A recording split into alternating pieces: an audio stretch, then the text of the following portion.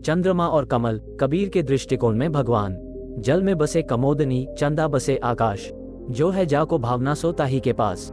दोस्तों, आज संत कबीर जी का दोहा समझेंगे एक कहानी से माध्यम से, पर उससे पहले आपको भी संत कबीर जी के दोहे पसंद है तो वीडियो को पूरा देखिए और लाइक और सब्सक्राइब जरूर करें।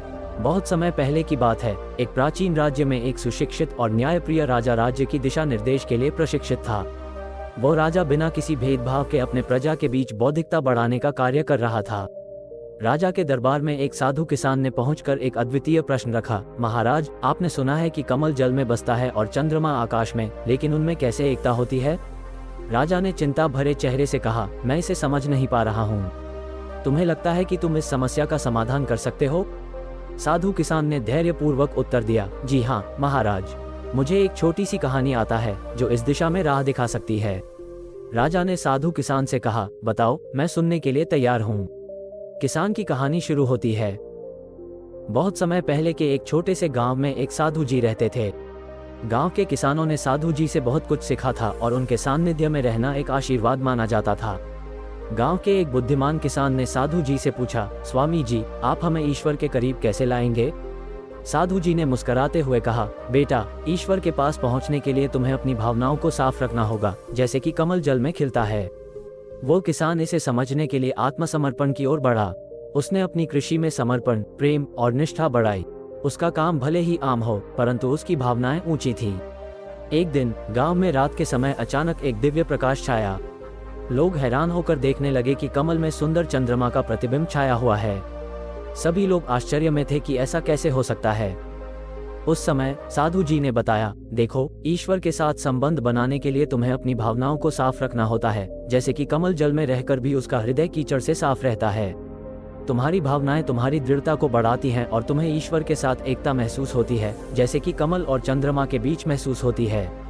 योजक चिन्ह, योजक चिन्ह, योजक चिन्ह। राजा ने ध्यान से कहानी सुनी और एक अद्वितीय सबक सीखा। उन्होंने साधु किसान को धन्यवाद दिया और उसे बैलगाड़ी के स्थान पर बड़ा सम्मान दिया। राजा ने आत्मबोध करते हुए कहा, ये कहानी मेरे लिए एक दृष्टिकोण परिवर्तन करने वाली थी। भावनाओं की पवित्रता और ईश्वर के प्रति प्रेम में ही सब कुछ है।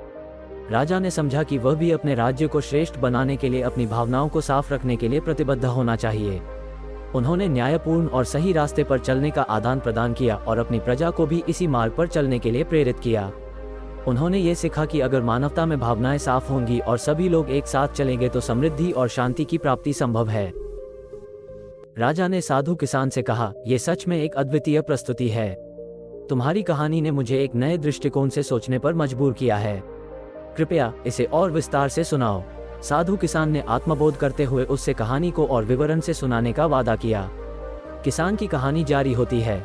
गांव के भिक्षुक ने एक दिन साधु जी से पूछा, स्वामी जी, हम सब आपके शिक्षा को बहुत अच्छा समझते हैं, पर हमें ये समझने में कठिनाई हो रही है कि कमल और चंद्रमा के बीच कैसे एकता हो सकती है। साधु जी ने कहा, बेटा, ये समझाने के लिए मैं तुम्हें एक और कहानी सुनाऊंगा। कहानी की ओर बढ़ते हैं। बहुत समय पहले की बात है। एक बड़े राजा की राजधानी में एक किसान ने बहुत ही खास बीज बो दिए थे। उसके बाग बगीचों में विशाल और सुंदर कमलों की खेती हो रही थी। राजा ने उस किसान की मेहनत और उसके बीजों की माहिती सुनकर देखी और उसे अपने दरबार में बुलवाया। राजा ने कहा, तुम्हारे पास इतने सुंदर कमल हैं, इसे बेचकर तुम्हें बहुत पैसे मिलेंगे। किसान ने मुस्कुराते हुए कहा, महाराज, ये कमल सिर्फ इसी बाग में खिलते हैं और यहाँ से बाहर ले जाने पर इन्हें जल से बांधकर ले जाना पड़ेगा, क्योंकि इनका स्थान केवल इस भूमि पर ही है। राजा ने उसके जवाब को सुनकर विचार किया और समझा कि यह कमल भी जब तक अपनी मूल भूमि में है तब तक ही यह खिलता है और सुंदरता दिखाता है। साधु जी ने इस कहानी को सुनाकर कहा, देखो, ये दूसरी कहानी भी हमें ये सिखाती है कि अगर हम अपने मूल रूप में रहकर अपनी मूल भूमि में अपनी मूल भावनाओं के साथ रहेंगे तो हम ईश्वर के साथ एकता की अद्वितीयता महसूस कर सकते हैं, जैसे कि कमल और चंद्रमा के बीच में एकता होती है।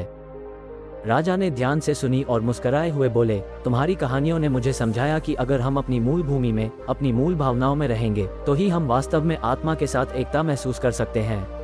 राजा ने साधु किसान को आभार व्यक्त किया और उसे बड़े सम्मान से राजा की सभा से बाहर भेजा। राजा ने इस नए दृष्टिकोण से अपने राज्य को सशक्त बनाने का आदान प्रदान किया और उसने अपने प्रजा को भी इस मार्ग पर चलने के लिए प्रेरित किया।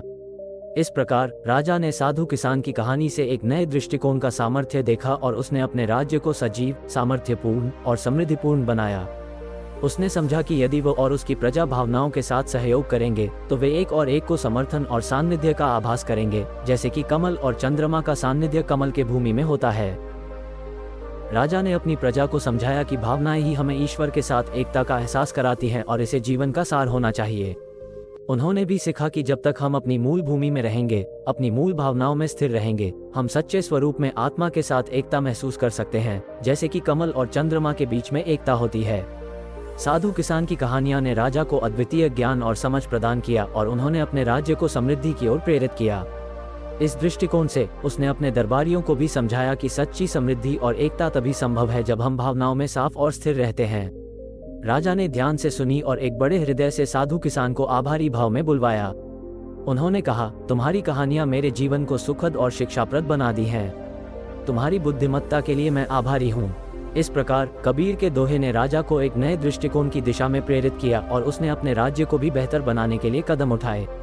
उसकी नेतृत्व में राज्य ने एक साथीपूर्ण और समृद्धि युक्त समाज की दिशा में कदम बढ़ाया। कमल जल में खिलता है और चंद्रमा आकाश में रहता है, लेकिन चंद्रमा का प्रतिबिंब जब जल में चमकता है तो कबीर दास जी कहते हैं कि कमल और चंद्रमा में इतनी दूरी होने के बावजूद भी दोनों कितने पास है। जल में चंद्रमा का प्रतिबिंब ऐसा लगता है जैसे चंद्रमा खुद कमल के पास आ गया हो। वैसे ही जब कोई इंसान ईश्वर से प्रेम करता है, वो ईश्वर स्वयं चलकर उसके पास आते हैं।